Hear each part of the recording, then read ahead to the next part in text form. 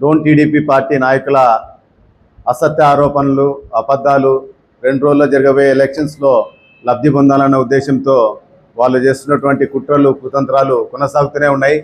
మేము పదే పదే వాళ్ళు అడిగిన క్వశ్చన్స్కు చాలా స్పష్టంగా ఆధారాలతో సహా, ఫోటోగ్రాఫ్తో సహా పదే పదే వాళ్ళకు చూపించినా కూడా అంటే పదే పదే అబద్ధాలు మాట్లాడితే ప్రజలు నమ్ముతారన్న భావనలో ఉన్నట్టున్నారు.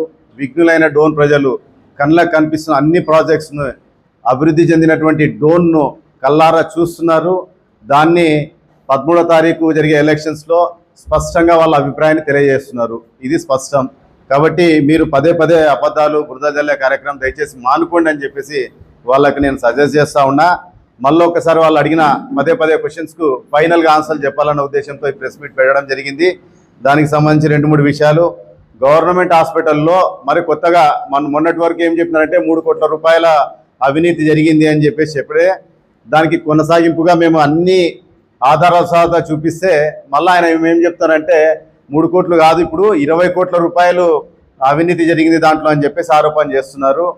వాళ్ళకి మేము చెప్పేది ఒకటే, అది టోటల్ ప్రాజెక్ట్ కాస్ట్ 26 కోట్లు మెయిన్ బిల్డింగు, 3 కోట్లు దాంట్లో సంబంధించిన ఇన్ఫ్రాస్ట్రక్చర్, సైడ్కి సంబంధించిన ఇన్ఫ్రాస్ట్రక్చర్ సంబంధించి 3 కోట్ల రూపాయలు. అంటే మొత్తం టోటల్ ప్రాజెక్ట్ కాస్ట్ 29 కోట్లు.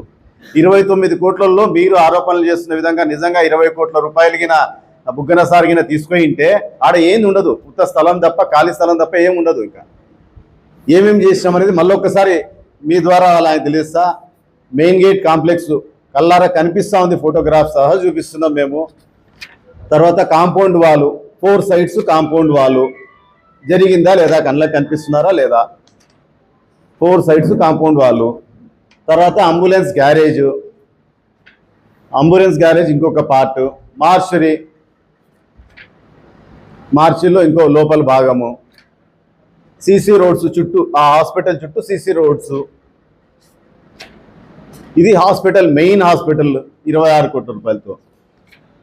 తర్వాత బయోమెడికల్ వేస్ట్ వేయడానికి ఒక ఏరియా. తర్వాత అక్కడ వాటర్ సోర్స్ కావాలి కాబట్టి ఒక సంపు, దానికి సంబంధించిన వాటర్ కనెక్షన్స్. ఇవన్నీ మెయిన్ బిల్డింగు, రోడ్స్ ఇవన్నీ కట్టిన తర్వాత కూడా మీరు ఆరోపణ చేస్తారంటే 29 కోట్ల ప్రాజెక్టులో 20 కోట్ల రూపాయలు అవినీతి జరిగిందనడం నాకు తెలిసినట్టే తెలుగుదేశం గవర్నమెంట్లో ఏమన్నా అట్లాంటి సాధ్యమైందేమో, కానీ వైఎస్ఆర్సీపీ గవర్నమెంట్లో అట్లాంటి 20 పరిస్థితులు జరిగే అవకాశమే లేదు. కాంట్రాక్టర్స్ నిజంగా సార్ మీద, బుగ్గన సార్ మీద బాధపడుతున్నారు. ఇంత డిజైన్స్, ఇంత ఇన్ఫ్రాస్ట్రక్చర్ కొంత మాకు మిగలడం లేదు సార్ దాంట్లో అని ఒక పక్క కాంట్రాక్టర్లు బాధపడుతున్నారు. టీడీపీ గవర్నమెంట్లో కాంట్రాక్టర్లు ఎంజాయ్ చేసినారు. అంటే ఆ లెవెల్లో జరిగింది అవినీతి. మరి ఆయన చెప్పిన విధంగా నాకు తెలిసి దాదాపు చాలా మిగిలినట్టుంది టీడీపీ గవర్నమెంట్లో కాంట్రాక్టర్లకు.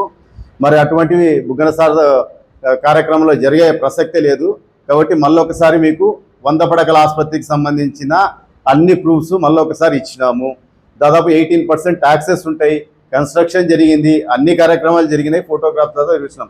కాబట్టి దాంట్లో ఇంకా మేము పదే పదే హాస్పిటల్కి సంబంధించి మీతో మేము చర్చలు చేసే పరిస్థితుల్లో లేము. Hospital subject close.